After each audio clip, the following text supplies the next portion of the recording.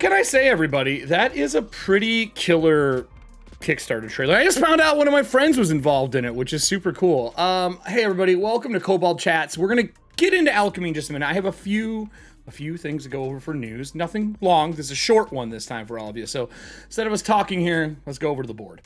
Today we're going to be going over Kobold Live. They made it. They did it. Not only did they do their Kickstarter, they funded already. So we just had them on a couple weeks ago. You can go find it over on our YouTube. But Kobold made it. I'm super excited for them as partners with us for Tales of the Valiant.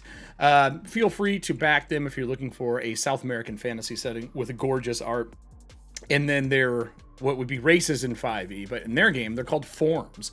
And you can actually change between them, so you don't have to play the same thing forever. Very exciting project. If you haven't seen it, I highly recommend it. I will put this in chat for you.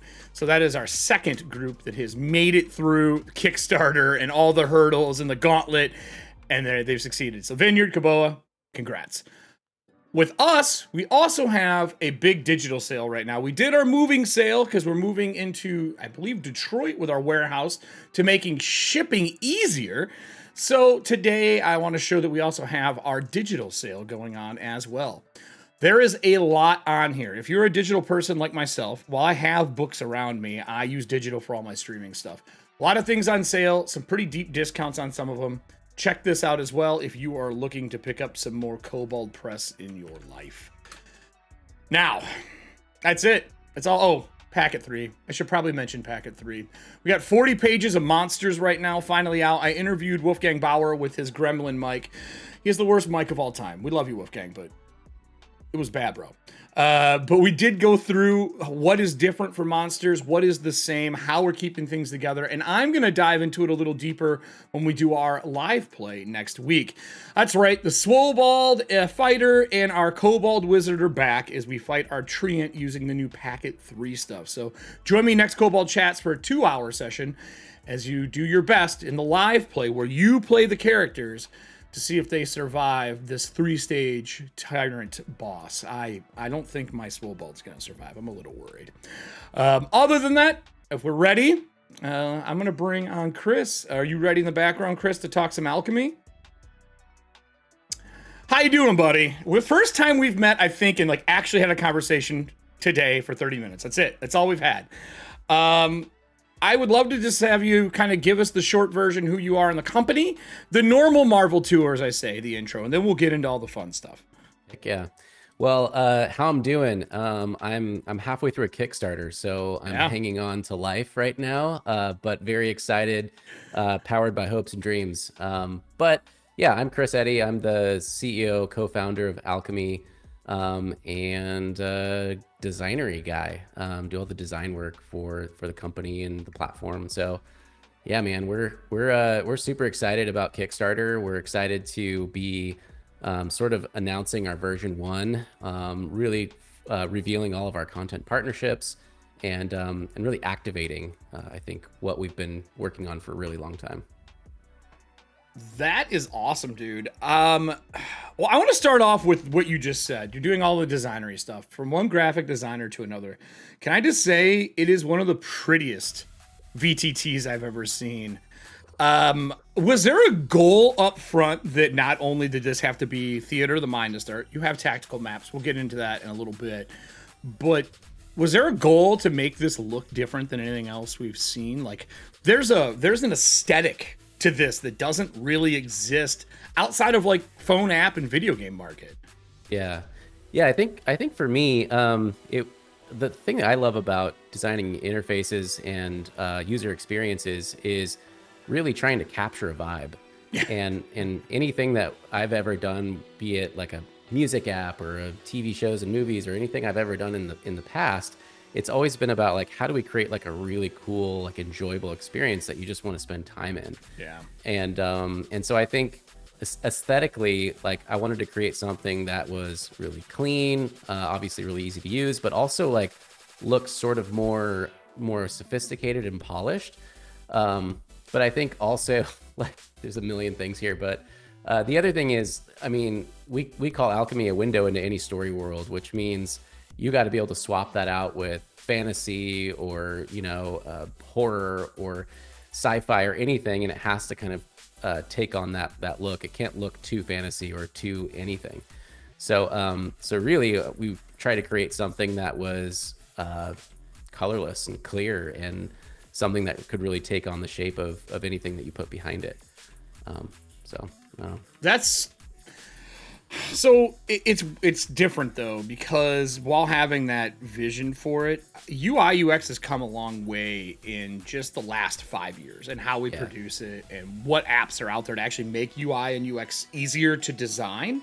It used to be a pain in the butt to do. You were using photo editing apps for years to make UI. Oh, a combination of Illustrator, Photoshop, and Lightroom for editing photos, and the process was not a fun pipeline. It was more like going to the fair, getting on the burlap sack and sliding down the slide and praying you didn't burn yourself. It was a pain.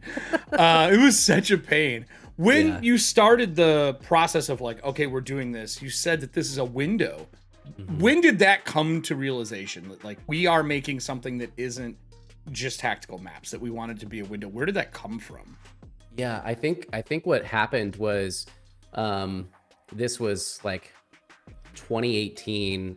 I had moved away from my hometown, which meant that I left my gaming group. Yeah. And so we're like, well, there are online tools we can get on and use and keep the game going, because we played a campaign for several years. And so the way that we were playing was largely theater of the mind. We did use a virtual tabletop for a bit, but a lot of us kind of turned off the monitor and leaned back in the chair and had headphones on, closed our eyes, and kind of did the thing until we needed to roll dice or drop a token or something like that. And so for me, I was sort of building an interface in my own brain that I ultimately wanted to manifest. And that's kind of where Alchemy started. And I started with an iPad, and the which there were several problems with that, but there were also a lot of constraints that like really, I think, helped us create a better design.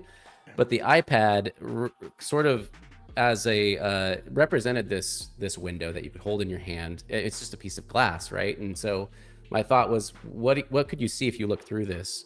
Very Black Mirror view. Yeah, right.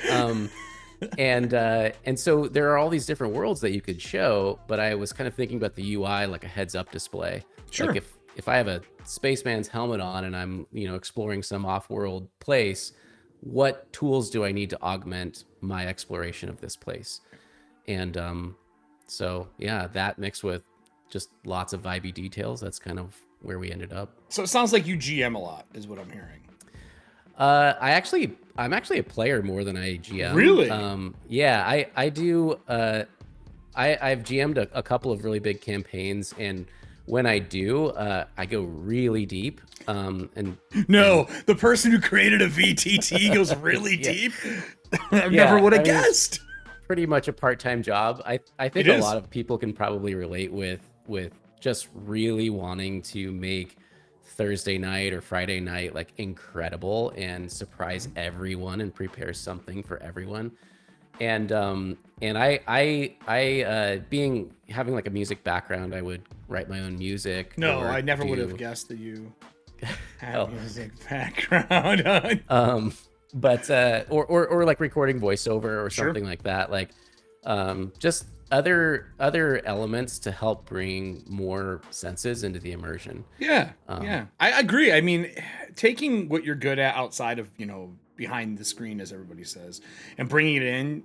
We talked about authenticity before the show. It just adds that flavor to your tabletop games and gives something that adds immersion.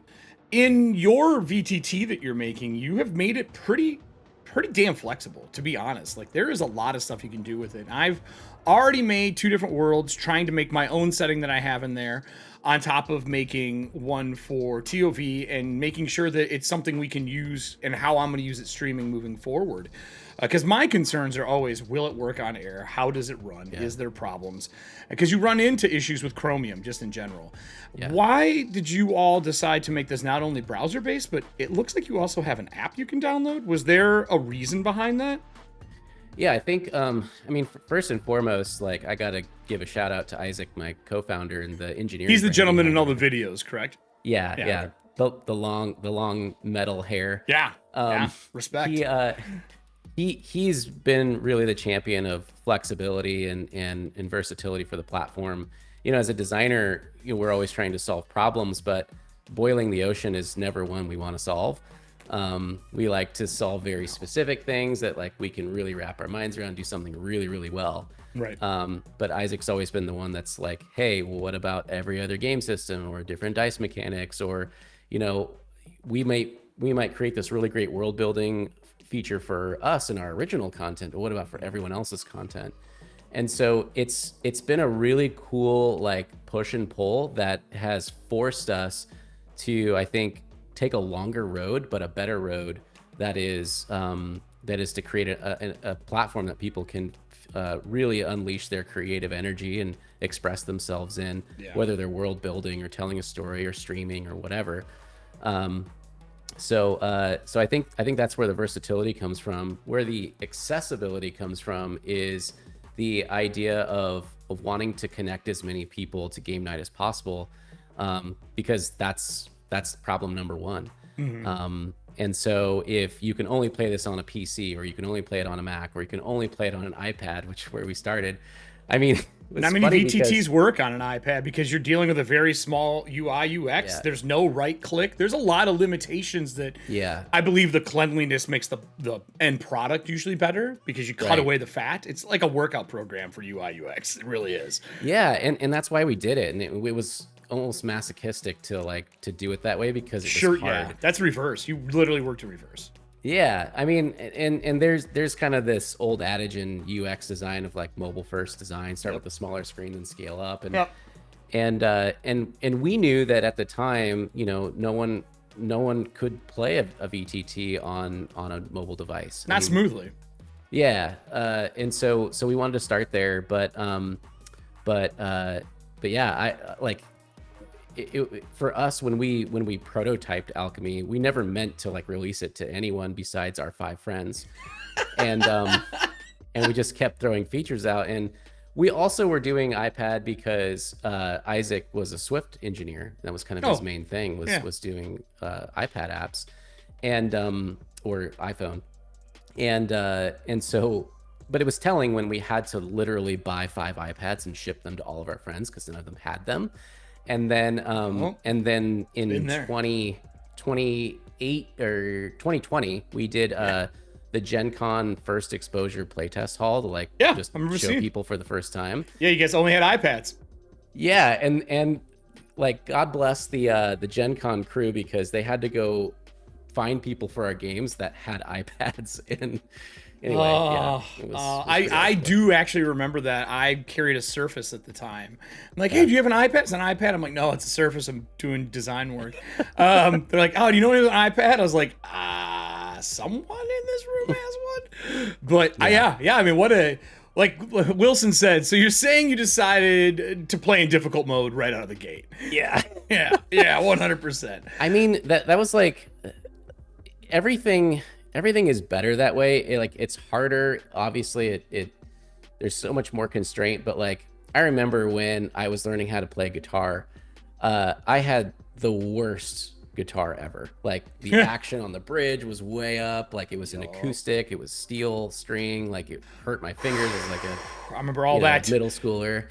But I learned how to play on it, so when I got my first like Ibanez electric guitar, I was just like shredding on it. I was like, whoa, this is amazing. And then I remember like years later, like I started playing bass, and obviously bass has much bigger strings. You build a lot more dexterity. Yeah. And then I remember going back to the electric guitar, and it was like, oh man, like, okay, it's like doing the hard things is actually makes things better. Makes you better. So as you decided to ship iPads to friends to play the game, because that's not an expensive hobby, you're already buying books, why not? And then on top of doing that, you now moving forward of like, we need to be able to do this for more than just the games we play, and indie games have become a huge part of culture in tabletop, especially over COVID and right before we started seeing things like John Harper stuff come out for Blades in the Dark and really explode. And then Alice is missing, and you start getting things from Free League, and then you have the classic 5e and the stuff like Kobold Press is doing. That is a big gambit of mechanics, and they're not just polyhedrals anymore. Now you got cards and tokens and things like that to worry about. And it sounds like the method for Alchemy had to change. You're like, well, it's theater of the mind for us, but we need tactical maps. Yeah. That's a hurdle in itself. Yeah. We stayed, I keep using this word, but we stayed precious for a long time. And the way I like to say it is we had black turtleneck syndrome, where we were like, we're an experiential storytelling platform. Like, we're a way to weave the tales of the mind and blah, blah, blah. And people would always, after 10 minutes of trying to explain this to them at cons, they'd be like, oh, it's a VTT. And we're like, well, it's not really a virtual table, but yeah. But it is, though. Like, it's one of those things when you're doing design work and it's your baby, and they want to call your baby Frank and your real name is Eric.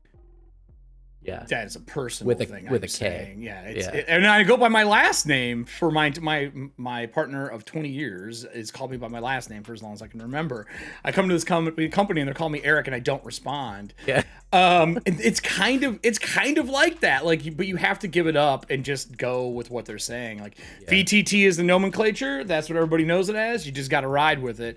Totally. So I just clicked through all the cards, and we'll get into the idea of you wanting to give tactile response and give things to people, but you have a lot of games on here. This is just a small smattering of what's there compared to what's on the Kickstarter. Mm-hmm.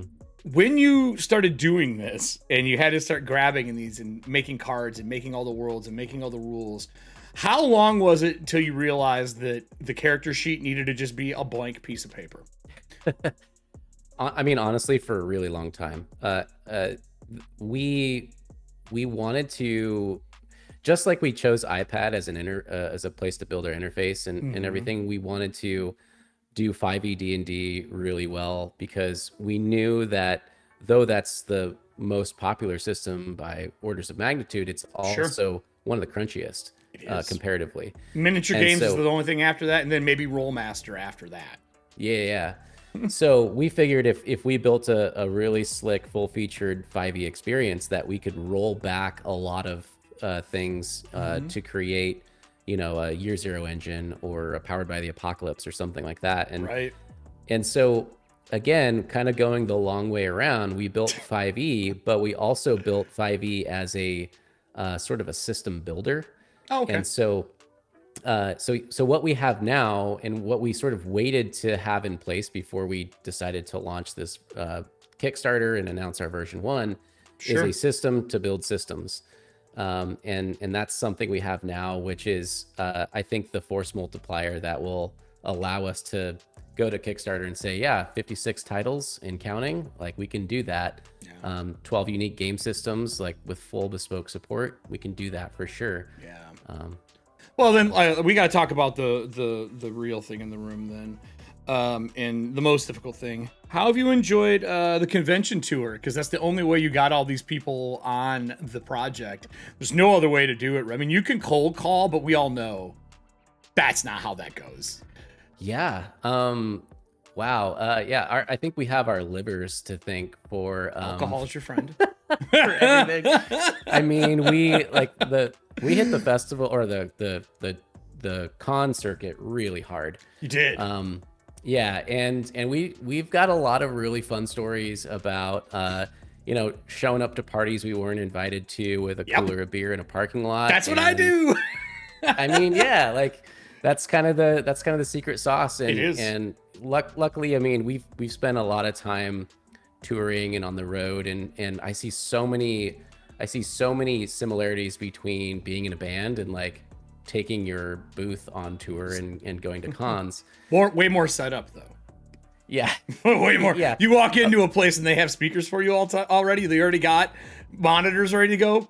Right. Golden. You don't get that at PAX. It's how quick can you put something together in 8 hours? Exactly. You're the stage manager. You're the roadie. CEO. You're the roadie. You're the performer. And I mean, dude, cons are so much work, but like, because yeah, as soon as you get that whole thing set up, then you're on your feet for 12 hours a day, Yeah. pitching your ass off, and not even including what you have to do after hours, which is Yeah. where the real sauce is made. That's where all the business happens. Yeah. And so I know we're really looking forward to getting to a point where we don't have to set up and run our booth and then go do all the business at night. I hate to tell you this, but it doesn't really ever stop. I know. We love it too, but like yeah, it's the only thing that's getting old is coming home like with con crud all the time or having to like rest and recover for a week. I hate to tell you the secret because you're not going to like it. The secret is don't drink, take vitamins, and don't shake hands, which is the opposite of what a convention's supposed to be. Yeah. You guys had a very impressive booth when I saw you at PAX.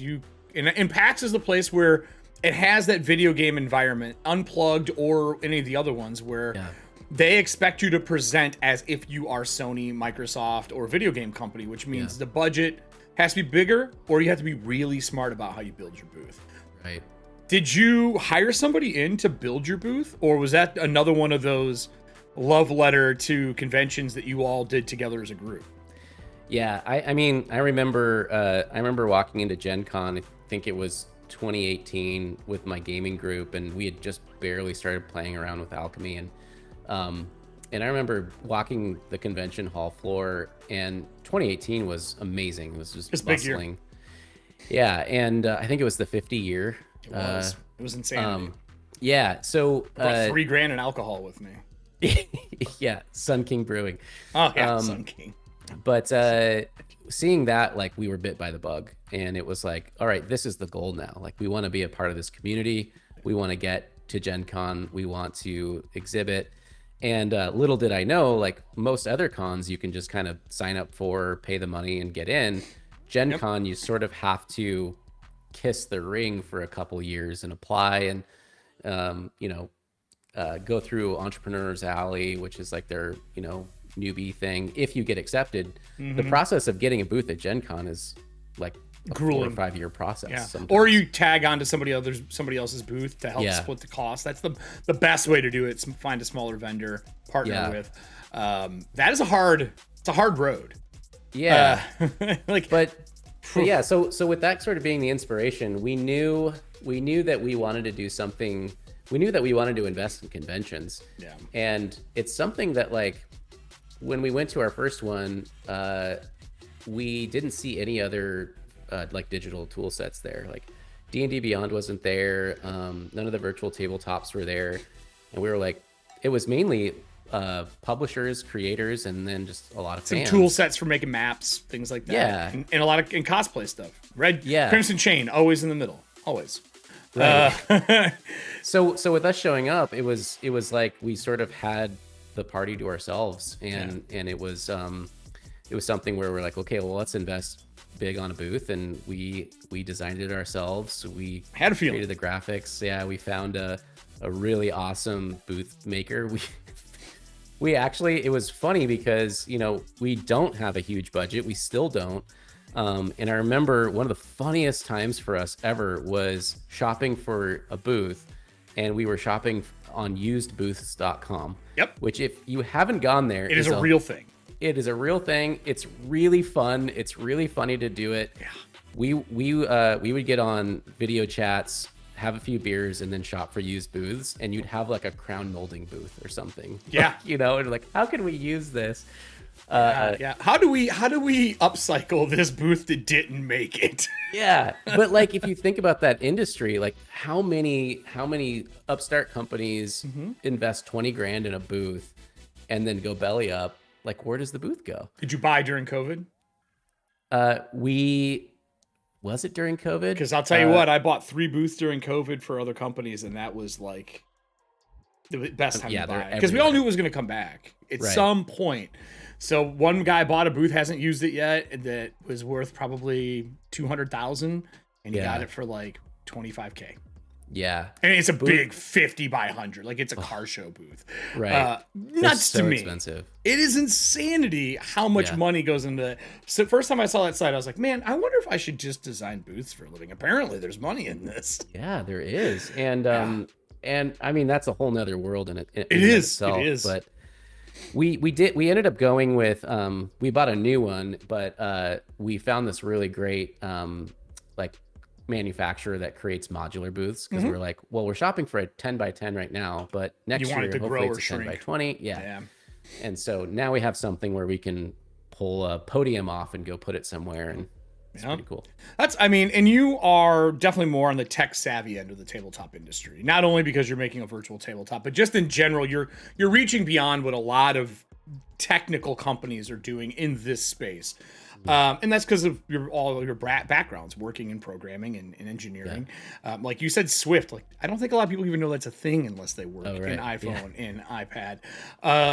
So as all this comes through and you decided to onboard these people, when you started talking to everybody at conventions, and I know Dot talked to you, is our marketing director, was like, we have to get these people on board. This is amazing looking. And she loves storytelling, theater of the mind style. So you're tugging heartstrings on that girl. And because of that, you know, the idea of you guys coming on for Tales of the Valiant was big. And we're not even complete with our project yet, but you're bringing on Scarlet Citadel. Yeah. Which brings us to the fight, I'm assuming, and that happened on your all end. When are we adding a tactical map? How are we handling grids? Where are templates going to come from? And I'm sure there was some pushback because you said theater of the mind at least 3 times during this interview. Yeah. Who won? How did that happen? Well, I mean, I've been so stubborn about Alchemy. And the great thing is, I mean, we eat our own dog food every week. At least we have a recurring calendar invite to play a game on Alchemy every week, and that we cancel. Every time. But no, I think what happened was I love Theater of the Mind. It's my preferred way to play. And I even like doing combat in Theater of the Mind, but it comes when it came to like me GMing. And I had to sit on the other side of the chair, and we were doing a Curse of Strahd campaign, and there was a scene where there was a wagon chase and a bunch of dire wolves chasing a wagon, and I was trying to figure out 12 different identical NPCs, you know, dire wolf 6, 7, 8, 9, 10 proximities, and is that in the area of effect or is that in range? Like, and I was like, okay, we need something. Like, you learned on your own. Yeah, I mean, it was a user test, data point of 1, and not only that, but like we just the more we got into exploring other game systems, and really just diving into our community and hearing what people wanted, where it was like, hey, we love what Alchemy's doing, but like we actually need these tools. And I think for me personally, like, just to be transparent, what I was the most scared of was, and still am, is losing what makes Alchemy special and becoming another brand of VTT. And it's not to say that like all the VTTs are the same, but a lot of the new ones that are coming out feel like they have just this one thing that's different, but for the most part, they're all kind of the same. If it's a tactical based VTT, we were talking a little bit before the show about role. Yeah. And I love role because they're really focusing on something that's a totally different aspect of the game, whereas a lot of people feels like they're trying to create different versions or better versions of a Roll20 or something like that, or they're giving that. Yeah, I mean, look, like you could take any industry in the world, and I come from the video game industry. You watch one first-person shooter get made. Oh, let's talk now. You get one battle royale that gets made. Yeah, Fortnite, and then in PUBG, and everybody starts trying to make battle royales in their version of it. And they keep reiterating on it until you hit the static stalemate, and then something new happens. Yeah. And I feel that's true in any form of creative industry or industrial industry where you're developing things. Eventually, you have to break away from everybody else and what they're doing. And I think Roll saw that. They saw that nobody could use it on the phone. They wanted something that was clean and simple for games that were not 5e, but they also wanted 5e. Yeah, there's a lot of people I know that run 5e Theater of the Mind, and they may put a map down. There's no grid, or maybe it's a picture of a castle. You're in the castle. Where do you want to go? Yeah. Things changed. And I believe the industry personally goes from having miniature driven stuff into it to non-miniature driven. And it just kind of swings back and forth. And unfortunately, that means that your VTT could just cover this, but that means you're going to lose the audience on each side. I think that was one of the biggest things that I learned. One of the big lessons along the way was that the reason I was making Alchemy was because I was dissatisfied with what was out there that could support the way that I played the game. Yeah. Which was more theater of the mind. So what I did was I over-indexed on theater of the mind instead of solving the real problem, which is these games primarily can be boiled down to exploration, role play, combat. Yep. So if I'm bummed that the VTT I'm using is only good at combat, so I'm making role play, then I'm just creating a different problem. And so I think for us, there was the big epiphany of, okay, embracing tactical allows us to create a more well-rounded platform. Yeah. And I think that it took us, I'm glad that we went the way that we did, which was really obsessing over the cinematic, like scene-based structure for so long, because it allowed us to create our identity, not only in the market, but we knew who we were when we started working on tactical. Yeah. And so we can kind of move out with confidence and know that, like, okay, Alchemy is different enough. We've established ourselves enough where now the thing is like, it's about supporting both modes, and the idea that you should never be forced into any one of those, because your game is dynamic and it's changing, and you have different players that join it, or you play a different system, or you play a different game, and you need both of those modes.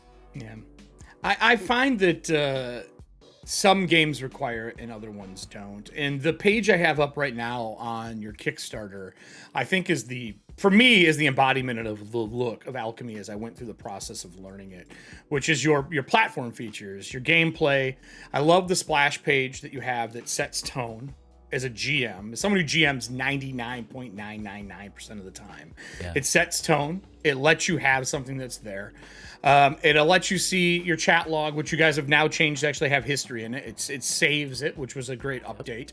And you listen. I talked before the show about you guys have a roadmap. Like when you log into Alchemy, you can see the roadmap. And someone who's worked in tech for a long time, not only does a roadmap keep you accountable for what you're doing and have to answer to the things you're going to say, it also makes you as a company sit down and go, what is actually achievable within version 1, 2, 3, 4? What are our goals? What are our milestones? What do we need? What does the audience want? How does this cake look when we make it? And this here is a really good example of what your roadmap has brought to the forefront for Kickstarter. By the way, gorgeous again on the Kickstarter assets. I don't know if that's you. I don't know if it's somebody else externally. I wish it was someone else. Oh, it is you. Sweat equity, baby. It looks great. There is like you said, a heads-up display feel, but still grounded. It doesn't feel like it's one genre, which is hard. It's a very hard thing to do. A genreless look is difficult. You learn, it's really hard. You learn that certain shapes are sci-fi real fast. Yeah. Yeah, I think that, like, you know, I think a lot of people are very quick to like naysay about what they don't like about software. Yeah. Particularly VTTs. We hear a lot of passionate people. People aren't taught to do constructive criticism. Like, we're in the middle of doing playtesting. If anyone knows that right now. Yeah. But yeah, I think also, you know, it's like we went into Alchemy thinking that we could do something different as well, something that was better for us. And you get humbled real quick when you start trying to build a platform with thousands of features that supports games with hundreds and hundreds of rules and also no rules at all. And it's a programmatic piece of software, but nothing can be programmatic. Like, so it's a delicate balance and really understanding how these games are playing a lot of them, and understanding storytelling and all that stuff. Like, it's not video game development by any means.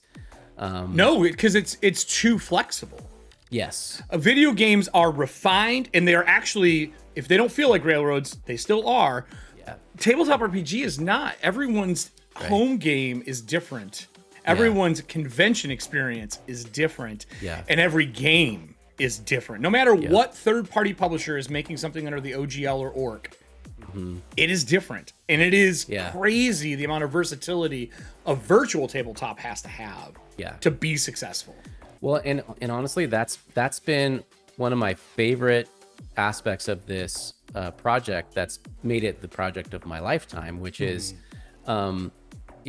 figuring out how to balance that. Yeah. Like, you can go, and really it all comes down to imagination.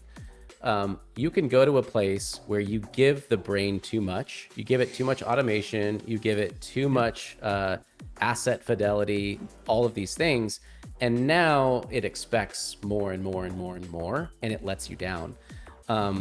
That's very true. If you go in the other direction, you're not stimulating the brain enough. It doesn't feel immersive. It doesn't feel cool.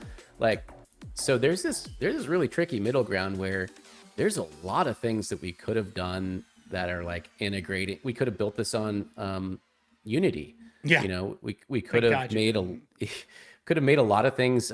We could have made a lot more automations where you click on a goblin, you hit roll, and it calculates the attack, the hit, the damage, everything else. But then you lose that agency of like, and that anticipation in the game of roll, read the dice, ask the GM says, yeah, you hit, even though behind the screen they didn't. Yeah, the smoke and mirror game. So there's something to be said about the art of storytelling but still using mechanics.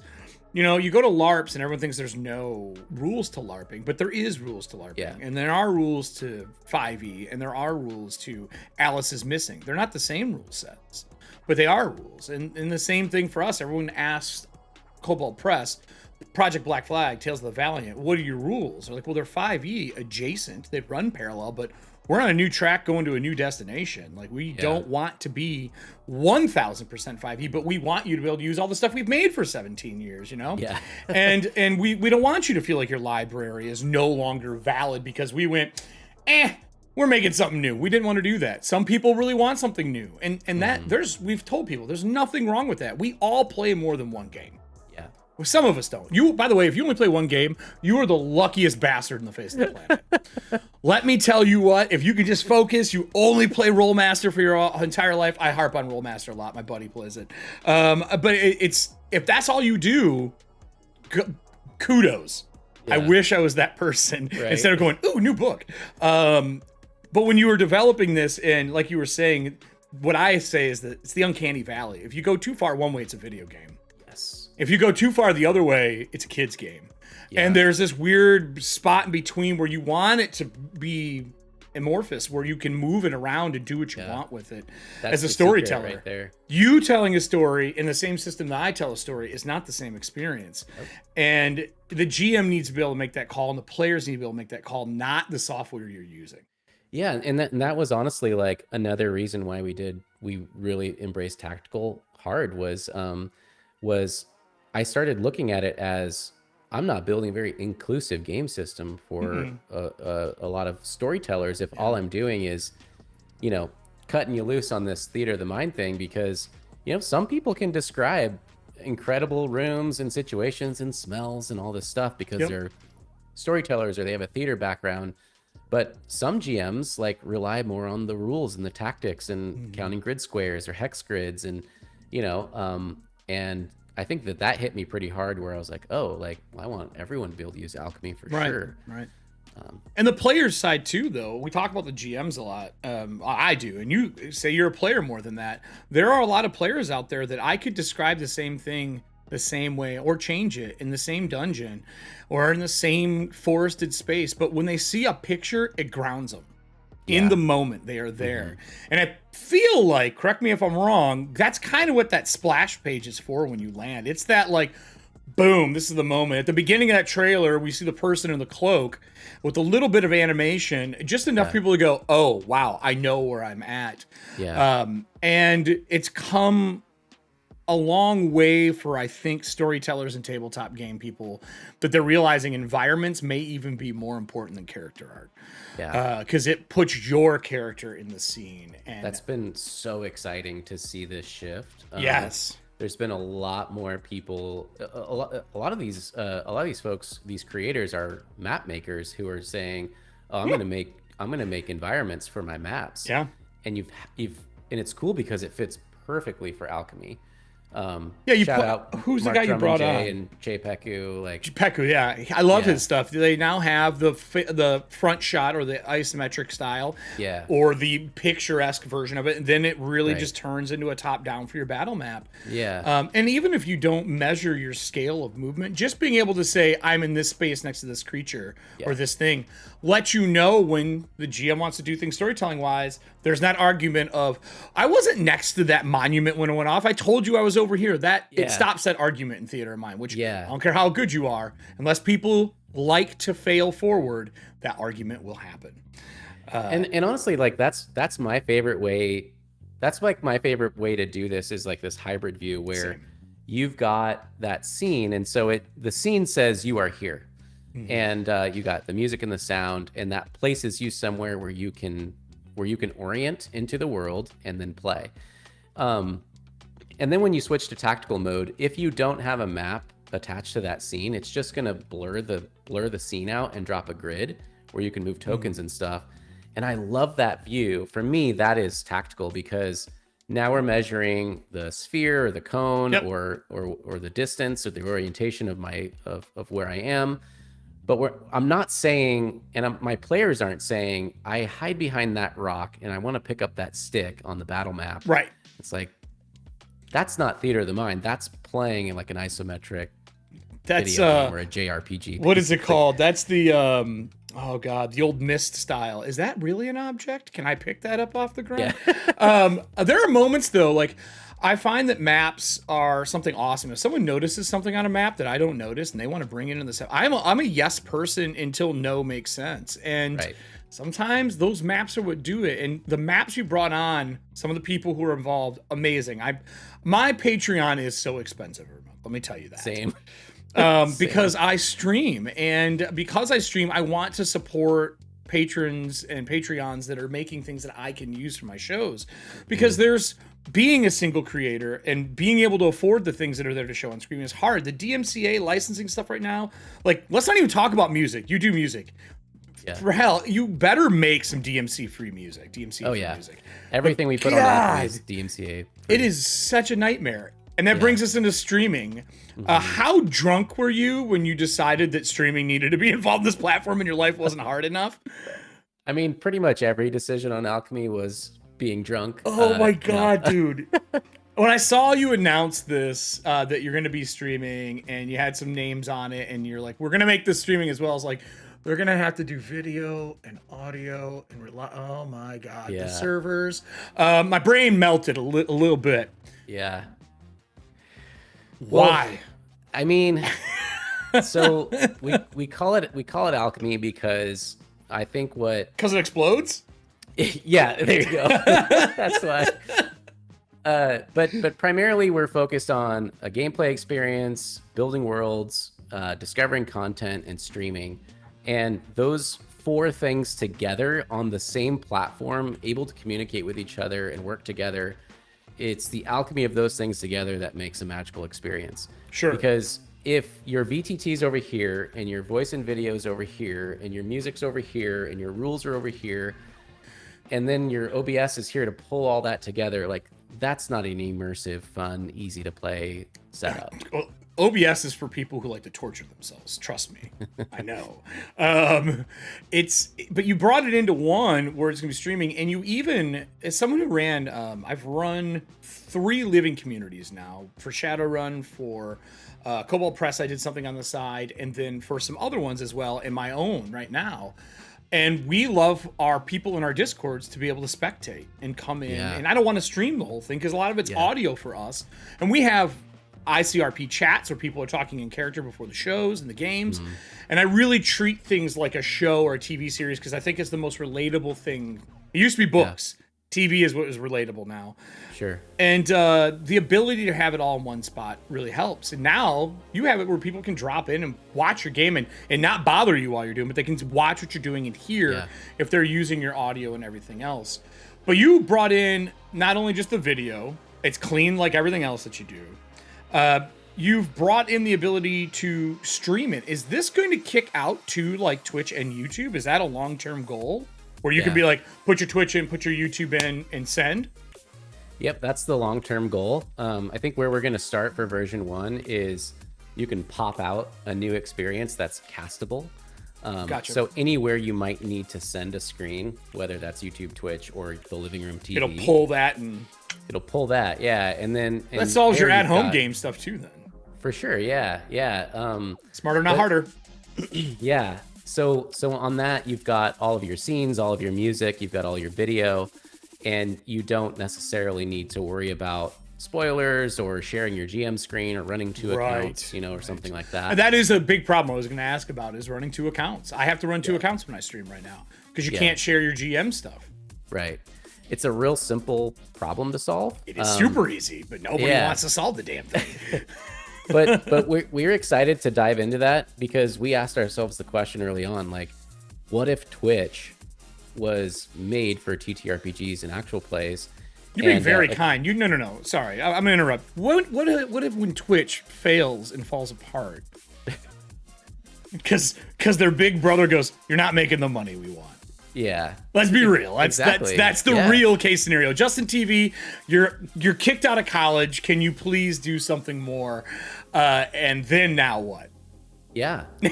Well, I mean, there were 30 million hours of D&D streamed on Twitch in 2021. There was. I'm sure it's way more in 2022. I don't have those numbers, but it's exponential. Streaming has been just as much of a proponent of the renaissance of role playing as Stranger Things and 5e. I agree.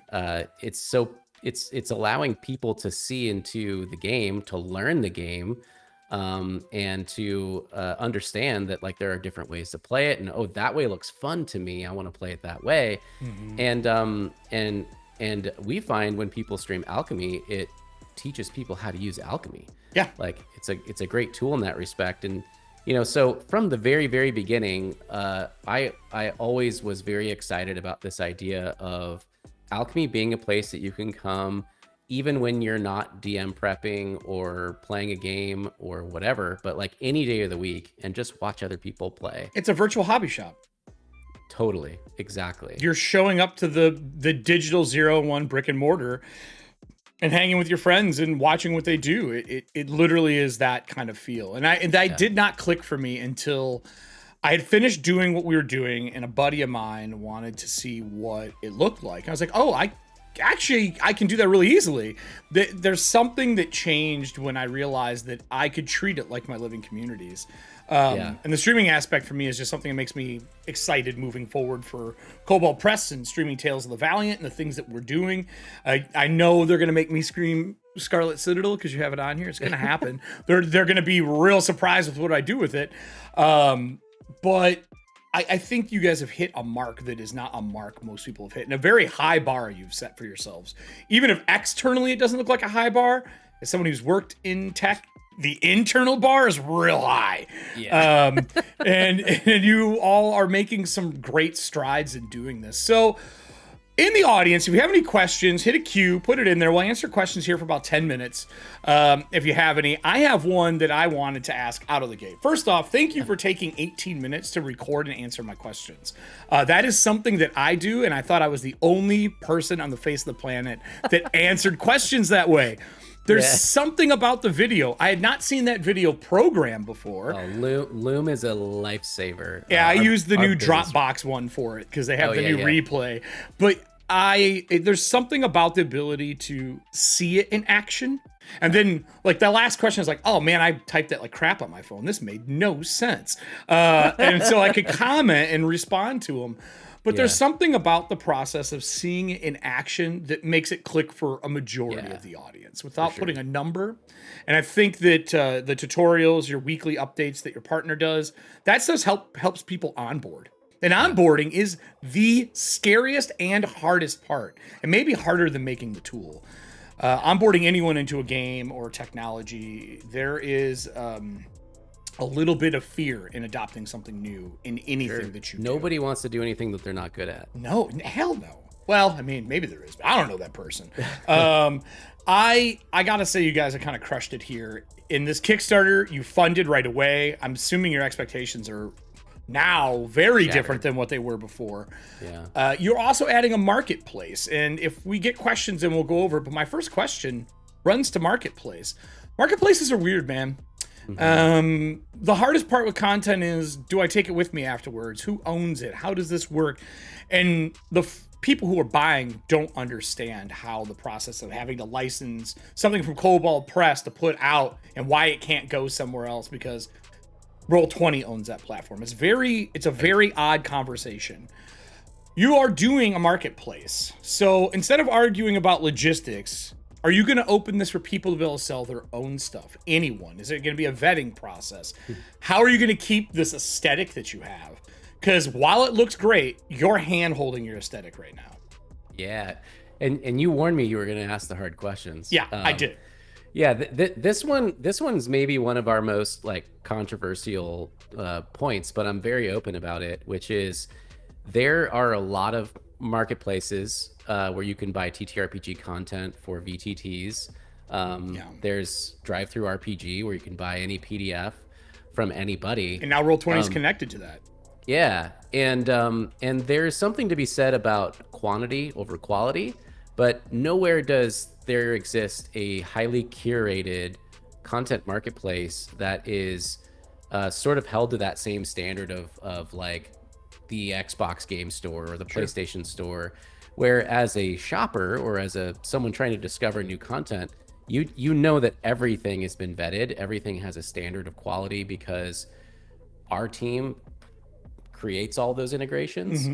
And so that's something that's like really popular with the big publishers because they're like, well, it's cool that we're not hard to find on a marketplace because there's so many token creators or, you know, I call that like it's so hard to call it anything, but it's the difference between Kobold Press spending $300,000 on a book and somebody doing something on the weekend. And unless you're Mork Borg, those guys don't count. Yeah. They did it in an apple orchard. Yeah, those guys are freaks and they made magic. They did. So all that to say, we work with all sizes of creators. A lot of that's based on what sort of we see as something that will slot really well into our marketplace. However, we do think that community content is incredibly important. And we think that creating a tool where you can monetize that as a hobbyist is incredibly important. And we want Alchemy to be that place. It's not going to be our content marketplace, but it's going to be a separate, exchange. Yeah, that's actually exactly what we call it internally. Are you serious? It's just not what I'm going to call it when we put No, it yeah, out. you can't. Yeah, a flea market. You don't want to call it a flea market? No, yeah. Because I do want, there will be a quality standard with that as well. Sure. But it will be for everybody else to get their content onto Alchemy, and it's going to be something where, you know, you can take all of what you make from it, you know, minus the credit card processing fees. And, you know, if we were applying that same standard as the curated marketplace, I mean, that's not apples to apples. Like our business relationships with Free League and Paizo and Kobold is going to be very different than, you know, John's tokens or Dina's maps. Yeah, right. Well, so how are you going to keep as the designer on the team right now until you, after this, hire more, so you're, you know, can sleep more than 2 hours and play guitar again? Because I see dust on that white one, I think. They're all dusty. So, so what, how are you going to keep the aesthetic cleanliness and like level of perfection that you're aiming for if John's tokens come in? By the way, I'm so happy my name's not John. I feel like I beat up on John's a lot on the show. Jimmy, we'll use Jimmy today. So if Jimmy puts tokens to you, how do you make sure that the art, the feel, because even the stuff that is submitted, like if hold on a minute, let's talk about the cards. That's probably what we can close on going out, or at least help close this. When we look at the cards, no matter whose art it is, the aesthetic is still yours. It is still your aesthetic. Scarlet Citadel is our art, but the filters and overlays and all the stuff that you're doing in Photoshop, is the same for Epic Encounters, is the same for Pathfinder, is the same for Call of Cthulhu, but the art's all different. But they still have a uniformity to them between the frames. And I'm assuming you're doing like a 2 or 3 texture overlay and some luminosity stuff to make it match. Little noise texture. Little noise texture and all that. How are you going to do that for Jimmy's tokens? Are you going to give them the PSD and say, put your stuff through this? Is it going to be an upload that just does it for you on your end? Because nothing would be worse is if we look at your amazing marketplace and we go to the lovingly named Bazaar right now. Yeah. And this looks like a free-for-all. Yeah, it's a good question. I think that the fact that those things will be relegated to a certain location makes it to where, you know, you can kind of temper your expectations for what you see there, knowing that it's an exchange of assets from community members and folks like that. But also we try to do a lot in Alchemy today to actually add that consistency. Sure. For example, when the you Alchemy upload an look image, and feel. Yeah, when you upload an image, we do a lot of like post processing, and you know, scale and stuff like that. But we also have vignettes and overlays that we put on top of images programmatically. So even if you're someone creating a user generated content universe, it's pretty cool because you can upload any old image you find anywhere, and Sure. Alchemy is going to do all the sizing and cropping and actually apply the filters and the overlays. Same thing for a game experience if you upload a background. When it comes to something like box art, like you're describing here, cover I'm art. not really sure. Like I mean, it's I'm honestly not sure. It's going to be hard because if something is like a cell shaded look, it looks very different than everything else. But you're going to have to find a way to make it work. I mean, t-shirt companies and print companies make you submit in a format and style so that they can do what they need to do. I'm assuming you'll have something similar on Style your guide, end. Yeah, and it'll help, but you can't handhold every Jimmy and John. Yeah. Wow, that phrasing. That's what I'm gonna go with that on that one. You can't handhold every Jimmy and John, everybody. Clip that shit. But that'll be the social. That'll be the only social crop that goes out. Yeah. But I mean, you have an aesthetic that is super clean, and I know you're going to want to keep that just as the little bit of time we've talked. Yeah. So let's get into a quick nitty gritty before we leave. Let's talk Kickstarter numbers. I know you've done this everywhere else. I was trying not to make that the show because it's not fun. But you have a lot on this. We've scrolled through a part of it as we go down, but favorite creators, this list is insanity. This is like all the major people, which this was a lot of like foot time, beer, liver, and everything else at conventions. Like I can only, from my experience, know how this goes. Yeah. You have a lot of reward levels, but I want to talk about the fact that as I'm scrolling through this, all I see is cards. Yeah. And if no one's seen anyone before, I've seen you talk about Alchemy or your partner, why cards? What happened? Like, are you Magic the Gathering fans? Did something happen? One of us isn't. Does each one come with a Pinkerton? Like, how does this go? Yeah. No Pinkertons. We are transmedia collectors, and we hypothesize. Great word, by the way. How long did that take to find? I don't know, gave it a few months to roll that out. My hypothesis is that a lot of people in this industry are that. Because everyone that I talk to or see stream has a big bookshelf like I have over here. It's usually an IKEA Calyx that is full of books, full of, you know, pop toys and minis and dice. And primarily we spend, you know, 9 out of 10 games that we play on the computer. Playing on a VTT, we're cross-referencing, you know, rules in a PDF somewhere or some digital tool set. Sure. But we love our physical products. And I think for us, we've always tried to create some kind of a physical component to help represent Alchemy in the real world because we're in physical spaces. You know, we do 7 or 8 cons a year and we want to do more. And when we're there, we want to give people something to walk away with that isn't some crappy flyer they're going to throw away in the trash on their way out. And so we developed this product in the cards, and we developed this early last year and started sort of a collectible card system based on putting our partners on these cards. And so for our partners, it's a promotional tool. We can help get their titles out there. But for us, it's something we can manifest in the real world. And it's something that for our version 1 Kickstarter becomes kind of a commemorative artifact of like, hey, I was there. My name's inked in the concrete of the foundation of this your bricks, tabletop. Huh? Yeah, just a brick in the wall. And I have the cards, and we have big plans for the cards. I should say that they're not just novelty. We are working on a full retail distribution strategy. Is this part of that, I assume? This actually doubles as sort of the genesis of all of that. So we haven't really talked about this much externally, but we are working on a full distribution through local game stores across the United States. Okay. To get our partner content, to get Alchemy into local game stores, because we love local game stores, and despite what people might think, still a lot of people shop there. Yeah. And if you go to a local game store, yeah, there's nobody there in a digital capacity, and we want to be there.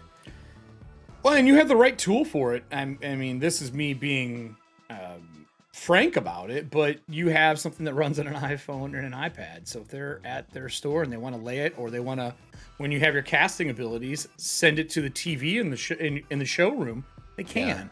Yeah. And these card decks are a great way to pick it up and get your pack and play on site by scanning a QR code. At least that, I'm assuming that is.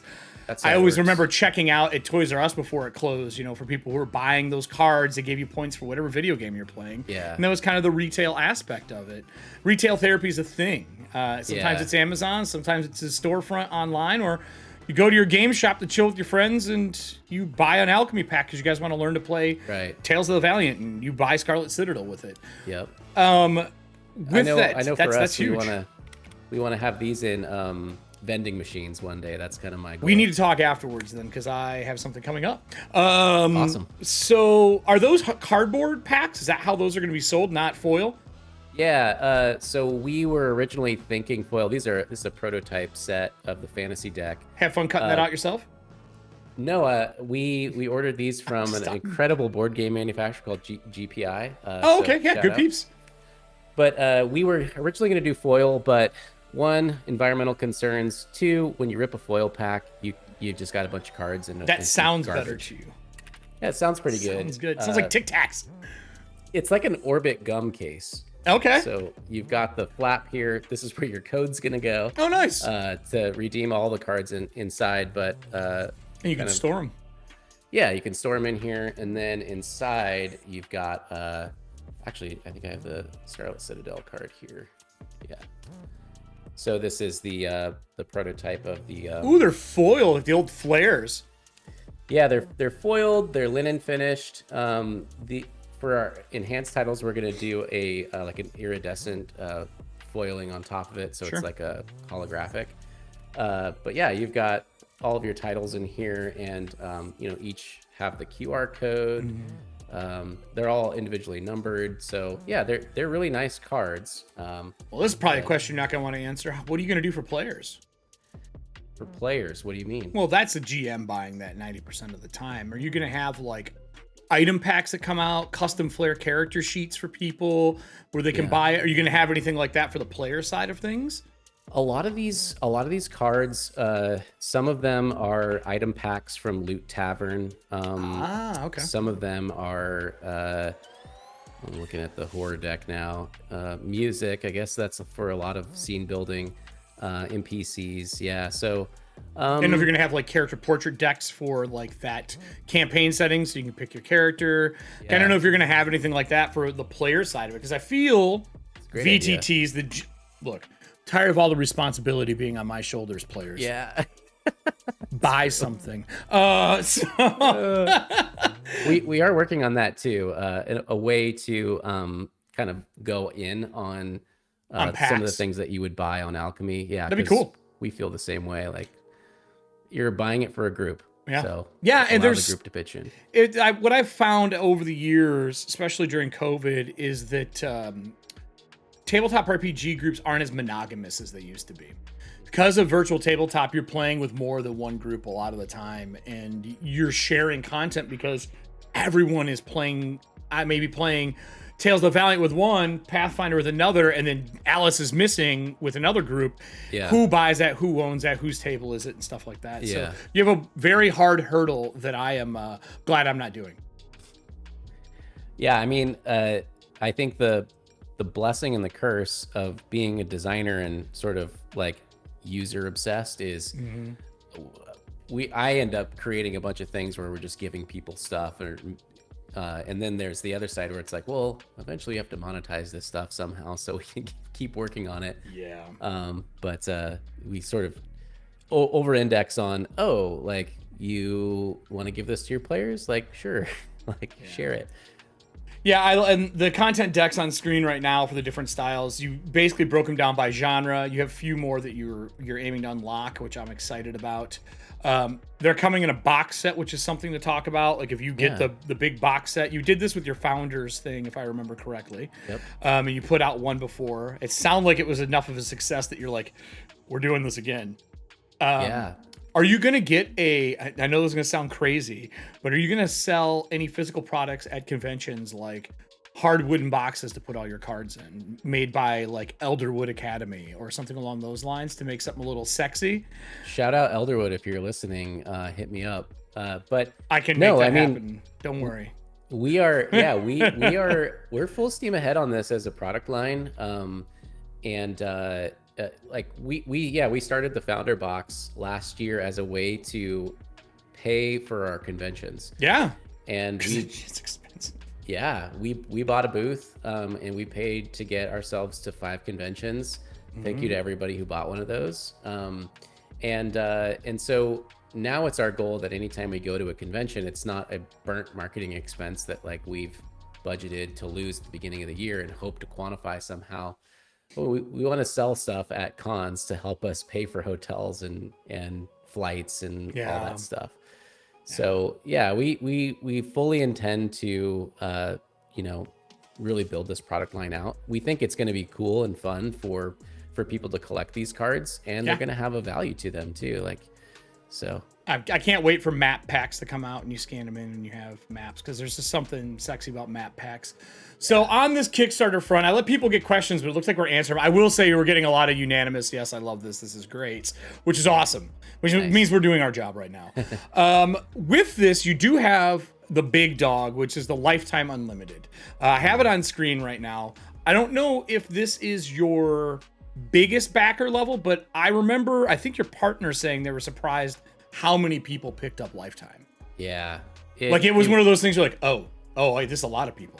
It was shocking, honestly. And it felt amazing because that many people who scrolled this page and said like, hell yeah, I'm going all in, was really cool. But yeah, in the beginning, it was a lot of our early supporters. A lot of people have been following us for a while.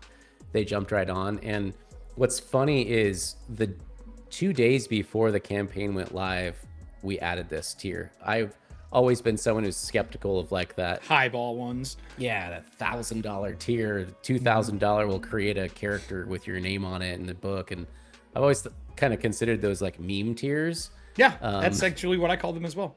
Yeah. At least it wasn't play a game with us, because we know you guys don't get to play anymore. Yeah. They'd be waiting a long time. Right. But yeah, we've been stoked. I know a lot of people have asked for like the Lifetime. I don't want to ever pay for anything in Alchemy again. Can I just get Lifetime? We're like, sure. So does that mean with the Lifetime they're getting all the products that come out as well, or is it just your membership is paid for? It's just the and your Alchemy pack Unlimited that you get membership. And all that stuff. Gotcha. Yeah, and then you're getting so far 56 titles. That's insanity. Yeah, 19 of which are enhanced, which come with music, original music, soundscapes, motion graphics. Yeah, I think the one I saw that was really impressive was probably the Aliens one that you did. I can't wait to see what our stuff comes out. Like when Tales of the Valiant comes out, we finally get to do all that stuff with you. I'm so pumped. But there's only a few levels. You really did not go crazy here. So your 25 is the backer account. Your 50 is the content deck where you get to pick a couple decks and get your membership. And then the 125 feels like the sweet spot that a lot of people are probably backing at because you get a little bit more out of it and you get a little more things. It's been interesting. Yeah, it is kind of like buy two, get one almost free. Okay. And but the value is so much higher for like $75 more that most people, I think, last time I looked at this, there were more people at the backer box than the pick 3. Really? Yeah. I think that physical additive, man, there's something about both that just makes people want it. In chat, someone did ask a question as we're going through Kickstarter. Are you going to do anything similar to Nexus 5e? Importing support from things like D&D Beyond, like your character sheets. I can say I know there's a JSON file that you can use to export and import. I'm assuming that probably works for other things as well. We actually have a bespoke Beyond import character sheet thing where you can just copy your URL to your character sheet, paste it into Alchemy, and it will scrape like 80 to 90% of your character sheet over. There's a ton of variables with that, and it's a moving target because it's someone else's code base. It's so weird too, because as someone who, like, I have 12,000 hours, I think, right now on my 2 accounts for Roll20, because that's where I was at the whole time. And I couldn't imagine having to move my tables over that I use. It's a lot of work. Like, it's a commitment to make I always say clean slate, make new games. Like, just don't run what you were running. Like, do stuff new. But that is always the hesitancy for people. And what I would say to the audience, if you're looking at coming over, whatever you were doing on the other platforms, leave it there. Play something new. If it's your home group and you're playing it for 10 years, switching's hard. Yeah. I think one of the hardest things is people have invested thousands of dollars into content on other platforms. And so they might want to switch, but they're platform locked. Yes. And I think that one thing that we really would love to do is create all these tools for you to be able to get that content over. But also we want to be ethical, and there's legality issues, unfortunately. And even if they're gray, they're still gray and it doesn't look good. Yeah, and we have no desire to, like, say, create one of those landing pages for super competitive. A lot of super competitive software industries do this, or insurance agencies, where it's like Geico versus Progressive, and they like straight up attack those other things. But it becomes a political campaign. Yeah, so like we could build like tools to suck all your data over and stuff, but like I don't know, we don't feel super great about that. We'll leave that to the community to build that stuff. I was just gonna say, I'm assuming there's gonna be an API for the community to use, so somebody will find a way to help other people out for sure. And then on the flip side too, everything you buy on Alchemy you can download. And oh no shit, I did not know that. Yeah, and one of the things that we're working on, so since when you buy something like Scarlet Citadel, it is fully integrated into the platform. It's not a PDF that you pop up. And so that's kind of hard to take with you. Like if you were like, hey, I've got this, I don't want to be here. So one of the things we are beginning to work on with our partners is going back and revisiting all these licensing deals and saying, hey, I know we're licensed to like create this Alchemy derivative work. Can we also get the PDF so that we can allow people to download that when they leave, if they want to leave? Because I just think that, like, I think that sucks. I think it's rough. I mean, I've spent thousands of dollars on D&D Beyond, and I'd love to have all that content wherever I play. Well, we went through a very hard part in the industry where there was that fight of, do you make PDFs or do you not make PDFs? What is the value in it? And COVID changed that. Hard. And we started seeing publishers really make hyperlink stuff properly and really kind of leveling up the game. Adobe, I'm looking at you, make Acrobat better, for crying out loud. Stop making us go through a swamp. But that stuff matters when you're doing InDesign into Acrobat. But I think that people are realizing that PDFs do matter, that they are needed, that not everyone has a book at the table. Not everyone wants to lug their entire library. They may look at it at home in their easy chair, but they want to be able to pull up a PDF. And if you can pay the extra, say, $10 to get this packet and a PDF, that's awesome. It's a one-stop shop. And it's housed there, which is great. Storage is a great thing for that. So if you guys can pull that off, like, round of applause for you. Because man, people hold on to their IPs tight when it comes to PDFs and stuff. Yeah, I think PDF it's such an interesting file format, because I always say that the reason we have PDFs is like the real estate industry and TTRPGs. Like real estate and contracts. Yeah, it's not a super like prolific file format unless you're looking at tabletop. And there were times in building Alchemy where we supported PDF, and we had this cloud-based storage option and like our own proprietary reader, where we were like, I mean, everyone's just using Acrobat. Like, what if there was a TTRPG specific PDF reader? Like, there should be. That's a free idea for anyone out there. Like, a PDF, yeah. I think there should be a reader where you go to a website, you pick the game system you're using, the adventure you're using, and it does a conversion and puts the PDF and formats it into a way to where you can download your version of the game you want to play. Yeah. So developers can make systemless and you pick your system. Would be an amazing way to do PDFs and hyperlink other books, and there's a lot that can be done. The problem is PDF is like Bluetooth. Kind of sucks. Yeah. It's limiting. It wasn't made to do what it's doing right now. It's antiquated, like other things in the world. But you're right. Real estate is the reason we have PDF. It's so ridiculous. Car sales and real estate.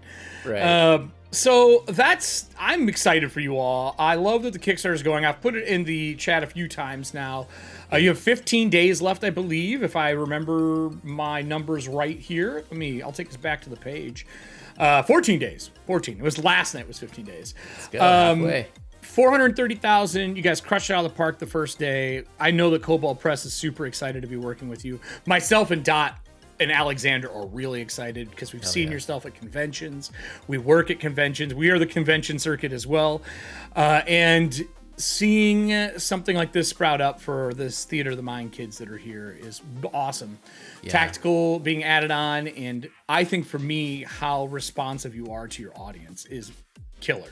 I know that takes time. Yeah. A lot of time to be flexible enough to pivot and add your templates in for tactical and things like that. It's and the transparency is amazing. You guys are a very transparent company. We don't see that very often in tech.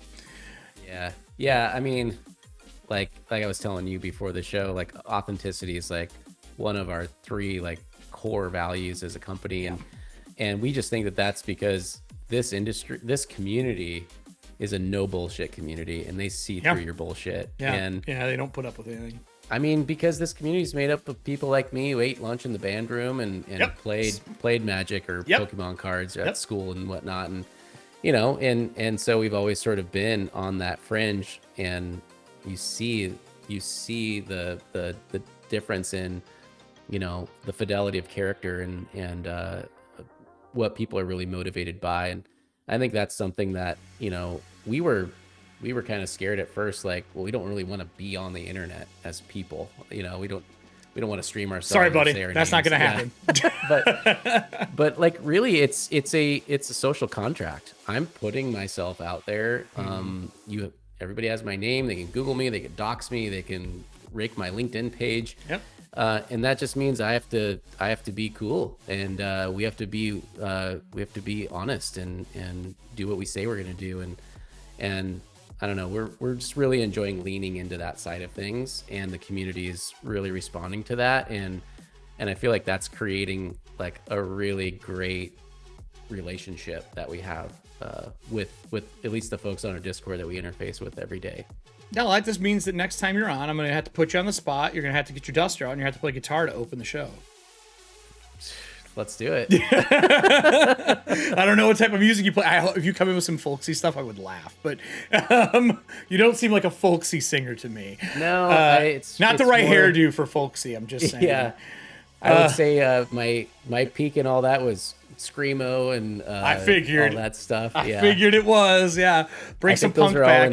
Drop C right now. Yep. Yep. And he does have a, by the way, he doesn't just believe in large mammals. He does have a bookshelf. I did see the bookshelf. It's over there. It is true. Well, Chris, I want to say thank you for joining us on Kobold Chats today. We are excited for Alchemy and partnering with you. We love that you brought Scarlet Citadel over. It's one of our babies.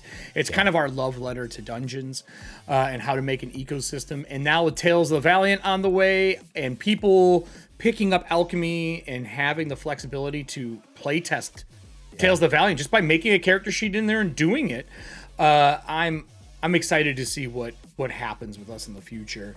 Is there any other things you want to shout out before I close out the show, put you in the wings here, and get us our YouTube stuff? Is there anything you want to say before we go?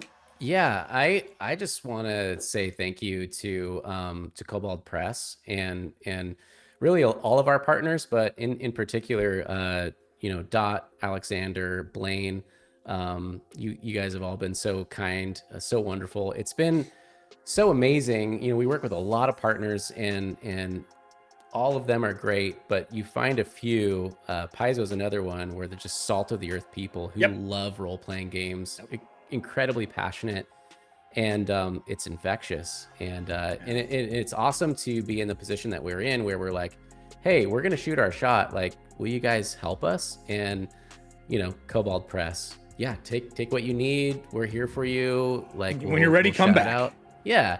And that's just, I don't know, it's been so heartening to me, and it makes me want to do great things for Kobold Press and Paizo and all the folks that are trusting us with their content. And that's just something that like we don't take lightly. All of these brands, all of these IPs, from Free League to Modifius to you're carrying their Steam kids. Forge.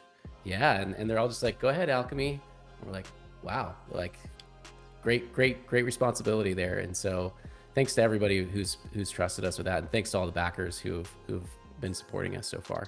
That's awesome. Well, I'll put you in the wings here and I'll be with you in just a minute. Thank you everybody for joining us for another Kobold Chats. I love doing these partner interviews. It's great to see what other people are creating for not only just Kobold Press, but just in the tabletop industry in general. Like he said, everybody at Kobold Press plays games. We love games. And from the marketing team, I can say we love that we have passionate people within our company that do this stuff. Love or hate what we're doing, mad about our current playtest, just remember we're all people that are doing this stuff, and constructive criticism is the one skill. If I could teach people anything, it would be constructive criticism, because we have our hearts in what we do. And Alchemy is doing an amazing job carrying the banner for Kobold Press with how they have made Scarlet Citadel look, and I've seen what they've done with other companies as well. So it makes us as Tales of the Valiant people super pumped. So stay tuned with us. I promise we have a bunch of stuff coming up. If you haven't downloaded Packet 3 yet, go get it from our website. There's a bunch of monsters there, 40 pages. The Doom Pool has been introduced for your GM needs and desires. Let me tell you, I have been abusing my players with it in a positive way, of course. But we will see you next week with our live play, Swollbald and the Wizard, Hans and Flexus. Yes, that's right. It is a Saturday Night Live meme. We'll see you next week at 2 p.m. Central Standard Time for our live play. Until then, everybody, have a great day, play games, and go check out Alchemy, everyone. I'll see you next week. If you're watching this on YouTube, on this side, there's going to be a video to watch, probably, I don't know, in this quadrant. And over here, click the bell to get everything that we're doing. With Tales of Valiant Kickstarter coming out here at the end of May, expect to see a lot of stuff from us over on the YouTubes. See you next week.